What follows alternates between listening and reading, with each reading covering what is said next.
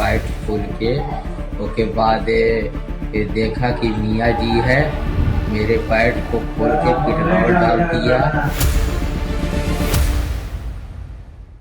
नमस्कार, आदाब, सत श्री अकाल, जय भीम, जोहार। मेरा नाम है नवीन कुमार। अतहर हुसैन के साथ हैवानियत की सारी हदें पार कर दी गई।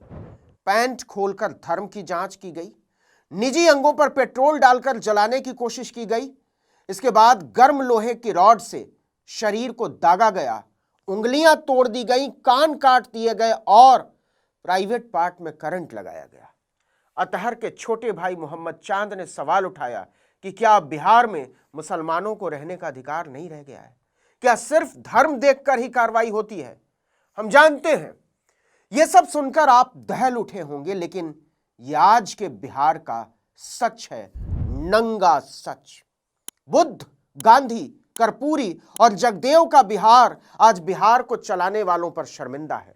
हत्यारों ने राज्य के गृह मंत्री सम्राट कुशवाहा के माथे पर मॉब लिंचिंग का काला टीका लगाकर उनका जयघोष किया है। नफरत, घृणा और हिंसा जिंदाबाद। समझ में आने लगा है कि बिहार में नीतीश कुमार का राज खत्म हो चुका है और भाजपा स्टीयरिंग सीट पर बैठ चुकी है। नीतीश कुमार के शासन की सबसे बड़ी खूबियों में से एक थी कि उन्होंने कभी भी बिहार को सांप्रदायिक नफरत की बीजेपी की प्रयोगशाला नहीं बनने दिया। लेकिन अब वो दौर बीत चुका है। हाथ से गृह मंत्रालय निकलकर सम्राट चौधरी के पास जाते ही बिहार की सरकार से नीतीश कुमार की छाप खत्म हो चुकी है। बिहार में गरीबों के झोपड़ों पर बुलडोजर चल रहे हैं, दलितों और अति पिछड़ों को उजाड़ा जा रहा है और अब तो मुसलमानों की मॉब लिंचिंग भी शुरू हो चुकी है।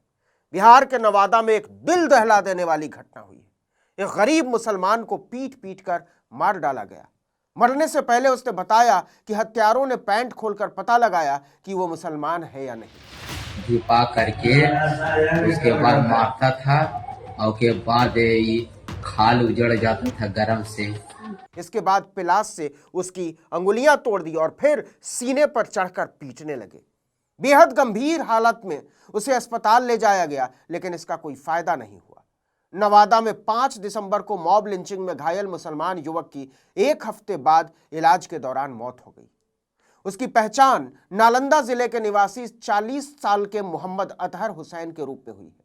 आपको बता दें कि नालंदा नीतीश कुमार का गृह जिला भी है।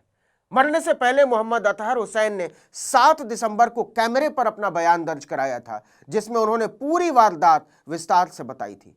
और जो कहानी उन्होंने बताई वो किसी के भी रोंगटे खड़े कर देने वाली है। मोहम्मद अतहर हुसैन ने बताया कि 4-5 लोगों ने घेर कर उनके साथ मारपीट शुरू की।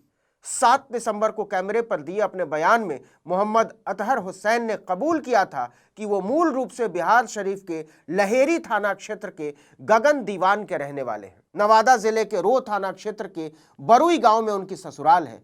वो ससुराल में रहकर साइकिल से कपड़ा फेरी का काम किया करते थे। अतहर हुसैन ने बताया था कि वो बीते 20 साल से नवादा में फेरी लगाकर कपड़े बेचा करते थे। 5 दिसंबर को भी रोज की तरह फेरी कर डुमरी गांव से घर लौट रहे थे। तभी रोह थाना क्षेत्र के भट्ठापार गांव से लौटते वक्त नशे में धुत 6-7 युवकों ने उन्हें घेर लिया।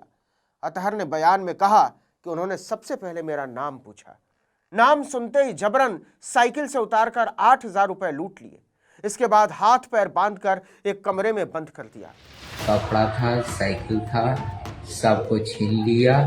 छीनने के बाद क्या हुआ कि 4 आदमी मिलके पैर हाथ पकड़ के एक रूम में ले जाके हमको बंद कर दिया। अतहर ने आगे बताया कि हमलावरों ने उनके पैंट को उतारकर प्राइवेट पार्ट चेक किए, ये पता लगाने के लिए कि वो मुसलमान हैं या नहीं। फिर उन्होंने मेरे प्राइवेट पार्ट में रॉड डाल दिया, फिर पेट्रोल डाला गया। इसके बाद गर्म लोहे के रॉड से शरीर के कई हिस्सों में दागा, मेरी चमड़ी निकल आई। हमलावरों की संख्या बाद में बढ़कर 15-20 हो गई। उसके बाद स्टील की रॉड गर्म की गई और फिर उन्हें पीटा जाने लगा। उसी रॉड से मारकर उनका सिर फोड़ दिया गया। लोग सीने पर चढ़कर गला दबा रहे थे।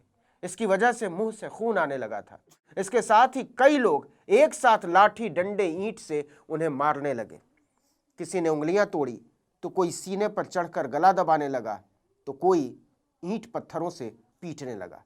इतना ही नहीं, प्लायर यानी पिलास से उनके कान काटे गए, उनकी अंगुलियां तोड़ डाली गईं और नाखून उखाड़ लिए गए। उन्हें पीट पीट कर अधमरा कर दिया गया। अतहर ने बताया था कि पिटाई की वजह से उनका पूरा शरीर जल गया था। इसी बीच किसी ने डायल 112 को खबर दी, तब उन्हें अस्पताल ले जाया गया। वारदात के 6 दिन बाद मोहम्मद अतहर की मौत हो गई। मृतक की पत्नी शबनम परवीन ने 10 लोगों को नामजद और 15 अज्ञात लोगों के खिलाफ केस दर्ज किया है।